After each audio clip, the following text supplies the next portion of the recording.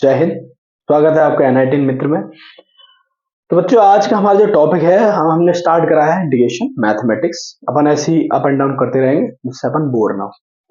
तो अब अपन ने इंटीग्रेशन उठाया। इंटीग्रेशन क्यों उठाया भैया? आपने फिजिक्स चल रही थी एकदम ठीक है, बेटा अपन तैयारी कर रहे हैं एआई के भी, करंट में जो एग्जाम होने वाला है और बोर्ड्स के साथ साथ। तो उसमें ना इंटीग्रेशन के क्वेश्चन बहुत आते हैं, बहुत छोटे छोटे क्वेश्चन आते हैं बट आते हैं, है ना। एआई के बारे में भी एक वीडियो डालूंगा जिसमें पूरी मेरी डिटेल्स रहेगी कि उसमें सिलेबस कैसा रहता है, एग्जाम पैटर्न कैसा रहता है, अपन ऐसे कुछ उस पर एफर्ट कैसे मार सकते हैं, ज्यादा एफर्ट मारे जिससे वो क्रैक हो। चलो बेटा, वो सब छोड़ के अब इस टॉपिक पे आते हैं अपन। अपना टॉपिक है बेटा इंटीग्रेशन, समाकलन। बेटा इंटीग्रेशन एक ऐसा टॉपिक है कि आदमी को पहले अगर इसको कंसेप्चुअल समझ में आ गया तो चीजें बाकी आसान में समझ आती। देखो बेटा, सिंपल सी बात बताऊं, अगर मैं सिंपल से बताऊं तो कोई भी फंक्शन है बेटा, है ना, कोई फंक्शन, उसके ऊपर ऐसे ऐसे सांप चढ़ा दो। कैसे कैसे?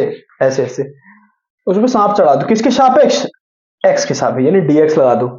तो जो बनता है, जो बाद में फाइनल बनेगा ना, उसको बोलते हैं उसका इंटीग्रेशन। और साथ में क्या बचता है? कांस्टेंट।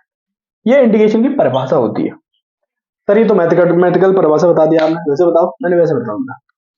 घर में है, मम्मी ने बनाई सब्जी, मम्मी ने बोला बेटा एक काम कर, मुझे पता करके बता कि सब्जी में कितना नमक डालना है। तूने क्या किया? तूने इंटीग्रेशन पढ़ा हुआ था तो तेरा दिमाग चला अलग। तूने क्या किया?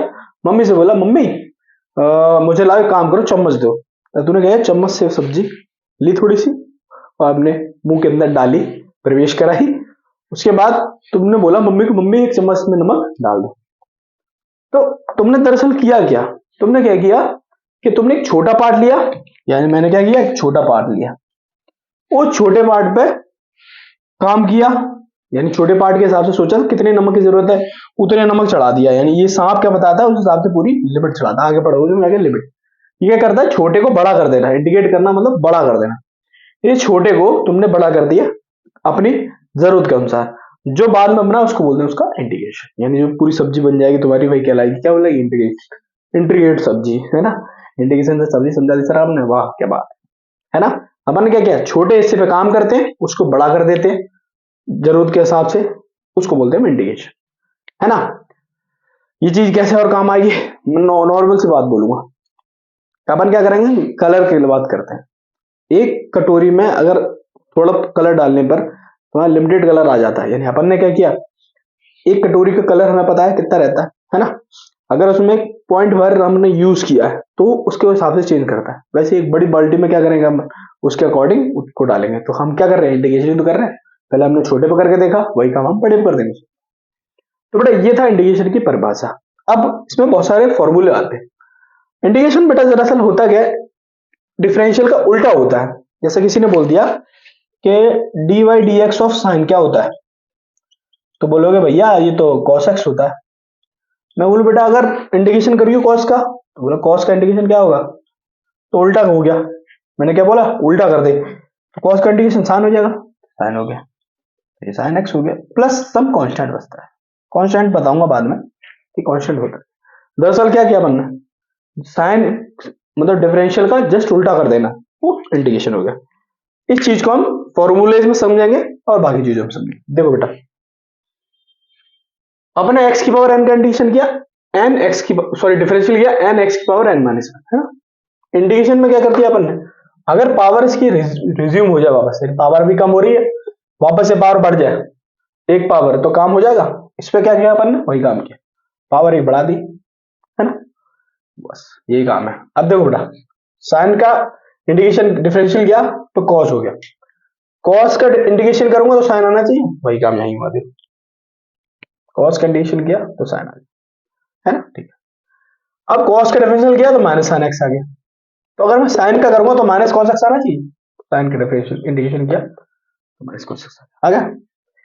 टेन में क्या किया, टेन का डिफरेंशियल किया तो सेक स्क्वायर एक्स आ गया। अगर सेक स्क्वायर एक्स का इंटीग्रेशन करूंगा तो वापस से टेन आ जाएगा, वापस से टेन आ गया। सेम चौथा समझ में आ गया। वैसे ही कॉस हो गया, कॉस का कोसेक स्क्वायर एक्स होता है माइनस डिफरेंशियल, इंटीग्रेशन करोगे तो उल्टा आ जाएगा, यानी कोसेक स्क्वायर एक्स करोगे तो माइनस कॉट एक्स आ गया। ऐसे सेक एक्स में कर दिया तो सेक एक्स टेन एक्स होता है, जब सेक एक्स टेन एक्स का इंटीग्रेशन करेंगे तो सेक एक्स आ जाएगा। सेम कोसेक स्क्वायर में हो गया। अब आ गया साइन स्क्वायर, साइन इनवर्स में। साइन इनवर्स में बच्चों क्या हो गया, साइन इनवर्स का इंटीग्रेशन डिफरेंशियल किया तो 1 upon under root 1 minus x square आ गया। अब कभी भी तुम्हें अगर इसका डिफरेंशियल डायरेक्ट पूछा है 1/√1 माइनस स्क्वायर, तो ड्रामा नहीं करना है, सीधे सीधे साइन इनवर्स एक्स लिख देना है। सी क्यों लगा मैं बताता हूँ बेटा, सी की कहानी बताते हैं, ये फॉर्मूला समझ लेते हैं फिर समझते हैं। अब मैं टेन पे आ गया बेटा, टेन इनवर्स का मैंने डिफरेंशियल किया, क्या गया 1/1 प्लस एक्स स्क्वायर, तो 1 प्लस एक्स स्क्वायर का इंटीग्रेशन भी टेन बनेगा ना, टेन इनवर्स बस बन गया। ऐसी सेक में बन गया, ठीक है, ये हो गया ये हो गया। अब आता है ई की पावर एक्स, बेटा ई की पावर एक्स बढ़िया चीज होती है, इसका इंटीग्रेशन और डिफरेंशियल सेम रहता है, तो इंटीग्रेशन कर दो तो भी ई की पावर एक्स, डिफरेंशियल कर दो तो भी ई की पावर एक्स। लॉग एक्स का डिफरेंशियल 1/x होता है, तो 1/x का क्या होगा, लॉग एक्स हो जाएगा। ए की पावर एक्स का क्या होगा, ए की पावर एक्स फिर लॉग बेस ई ए, ठीक है। तो अगर ए की पावर एक्स का इंटीग्रेशन निकालो तो क्या आएगा, ये पावर ये भाग में आ जाएगा, नहीं लॉग बेस ई है, तो ये हुआ ए की पावर एक्स का इंटीग्रेशन क्या है, कि power x divide by log base e. इतनी चीज बेटा समझ में आई, यानी ये अपन ने क्या कर लिया, फॉर्मूलेस हमने इसके समझ लिए, ठीक है। अपन एक काम करते हैं, अब एक दो एग्जाम्पल और कर लेते हैं, जिससे हमें चीजें बहुत अच्छे से क्लियर हो जाए बेटा, है ना। चलो क्लियर करने के लिए हम एक दो एग्जाम्पल्स कर, है ना। फॉर्मूले तो अपन ने समझ लिए, अब एक दो छोटे छोटे फॉर्मूले आएंगे वो भी अपन निपटा देंगे, है ना, आसानी। चलो किसी ने बोला कि इंटीग्रेशन करके दिखाओ, किसका, integration of x cube minus x two into D x, इसका इंटीग्रेशन करना है, यानी इंटीग्रेशन ही तो निकालना है, निकालना है। मैंने कि ठीक है बेटा, क्या करूं, अलग अलग कर लो, इंटीग्रेशन एक्स की power 3 dx minus integration x की पावर 2 dx, है ना। अब ये एक्स की पावर n जैसा रूप ले रहा है, तो इंटीग्रेशन ऑफ एक्स की पावर n क्या होता है बेटा, एक्स की power n plus one divide by n plus one, और प्लस में डॉट में dx चलता है यहाँ पे, ठीक है। तो n की जगह यहाँ पे क्या है 3 है, तो यहाँ इंटीग्रेशन क्या होगा इसका, एक्स की पावर 3 प्लस वन, यहाँ पे 3 प्लस वन माइनस, यहाँ पे क्या होगा एक्स की पावर n की जगह 2, तो 2 plus one divide by 2 plus 2 plus one plus c, ये हो गया एक्स पावर 4 बट्टा 4 माइनस यहाँ क्या होगा एक्स पावर 3 बट्टा 3 प्लस सी, ये हमारा आंसर आया बेटा डिफरेंशियल इंटीग्रेशन का। अब बेटा अब मैं सी क्यों लगा रहा हूं मैं बताता हूं। मैंने अगर तुझसे बोला बेटा 4x प्लस 2 का डिफरेंशियल करके दिखाओ, तो तूने कहा भैया ठीक है मैं डिफरेंशियल करता हूं, ये तो आंसर आ गया बेटा, ये अलग चीज है। अब मैं ये बता रहा हूँ सी का मतलब क्या होता है।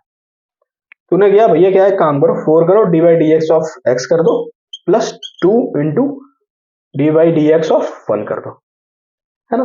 ठीक है बेटा, 4 इंटू एक्स का डिफरेंशियल 1 आता है, कांस्टेंट का डिफरेंशियल 0 होता है, तो क्या आ गया 4 आ गया, बन गया।